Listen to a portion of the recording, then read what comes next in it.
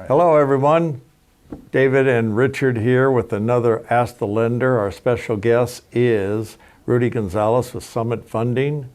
Rudy, I have a question for you. Yes. Why do some people pay PITI and others just pay PI? And what is a PITI? So PITI is principal, interest, taxes, and insurance. So anytime someone is a homeowner, there is, of course, the loan, which has a principal payment and an interest payment. And also taxes and insurance, which you know that everybody has to pay taxes and insurance. However, there are times where, depending on your down payment and the loan program, you have the ability to exclude insurance and taxes and not have to impound these two, which means that you pay out of pocket. So, of course, we know that the county bills every 6 months, typically December and April, and home insurance is once a year. So someone does have the ability to pay this outside on their own, separate from their mortgage payment, which is principal and interest. But we call it PITI because most homeowners pay it all in one payment.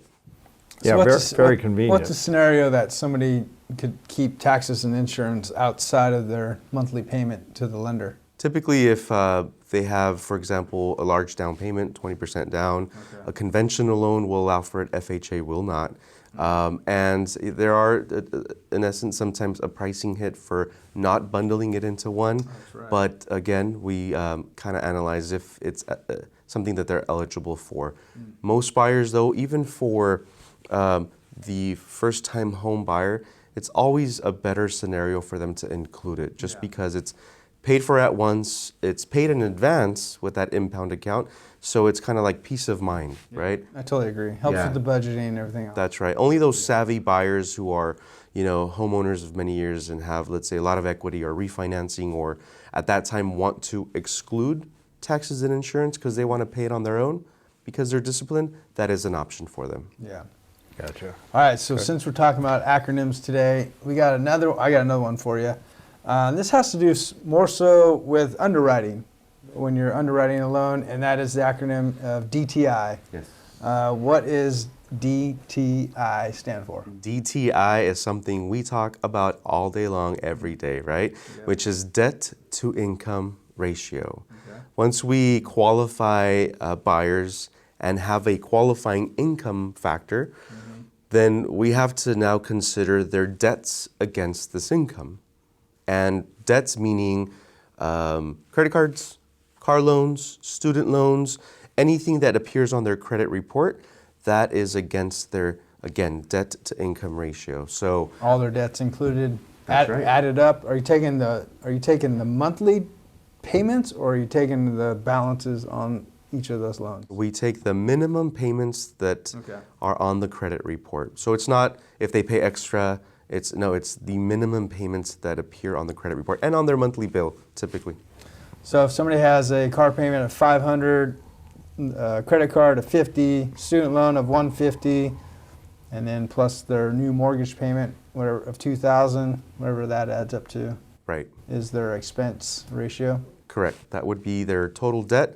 We compare that towards their income, and then that's how we get that ratio. And typically for an FHA loan, we can go up to 56.99% debt to income ratio.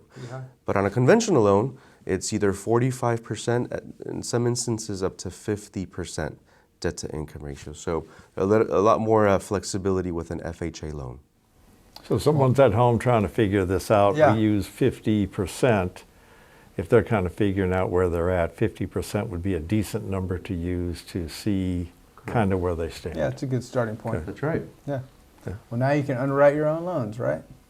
Oh, there you go. It's that easy. Yeah. Yeah.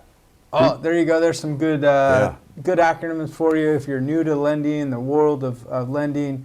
The PITI is a good one to know, and especially the DTI is also a great one to familiarize yourself with. So that is correct. But one thing we always advise, and even for real estate agents and for buyers in general, never self-diagnose yourself. I mean, it's good for you to kind of have a number, a ballpark figure, but let us look at the numbers, because once again, we identify how much income we can use. And sometimes we can use more, or sometimes we must be a little bit more conservative. But at the same time, let us do that job so that we can help you and put you in the best position to buy. Yeah, definitely always want to speak to an expert when it comes to qualifying for a mortgage, for sure. Yep, give Rudy a call and get more detailed, but maybe get yourself, just know if you're in the game or not, then call Rudy and get it down to where you know what exactly you can buy. That is correct. And for many buyers who have a lot of debt, I put them on a plan so that within the next 3, 6 months, or even up to a year, they can get out of that debt so that we can, again, work on that debt to income ratio to help you buy now or in the future. Perfect. Awesome. Perfect. Thank you guys so much for watching our Ask a Lender show this week. We'll see you guys on the next one.